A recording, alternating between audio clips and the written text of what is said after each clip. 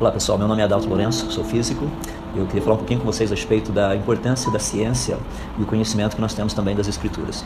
Quando nós estudamos a parte da ciência, principalmente estudando a natureza, tem algumas características fascinantes que nós temos encontrado na natureza. Deixa eu dar alguns exemplos para você entender. Quando nós estudamos a questão do tempo, o tempo existe em passado, presente e futuro. É o que nós chamamos de 3 em 1. Quando nós estudamos, por exemplo, o espaço também tem altura, largura e profundidade, também é 3 em 1. Quando nós estudamos, por exemplo, a base da matéria, que são os átomos, eles são formados de prótons, nêutrons e elétrons. Novamente, você tem 3 em 1. Quando nós estudamos, por exemplo, os prótons, eles são formados de 3 quarks, 2 ups e 1 down. Novamente, 3 em 1. Quando nós estudamos os nêutrons também são formados por 3 quarks, 2 downs e 1 up.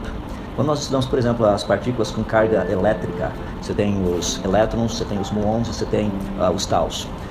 Quando você estuda as novamente. Quando você estuda as partículas sem carga elétrica, os neutrinos, você tem o elétron neutrino, você tem o muon neutrino, você tem o tau neutrino. Você estuda os estados básicos da matéria, você tem sólido, líquido e gasoso.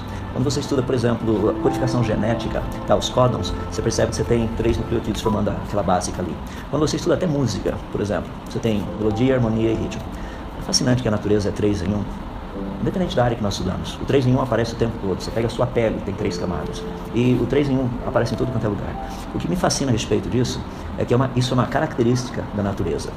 Não foi algo que nós criamos. Não é uma questão de interpretação. É o que a natureza é, do jeito que ela é. A pergunta que nós fazemos é: por que será que a natureza seria 3 em 1? Por que ela é 3 em 1?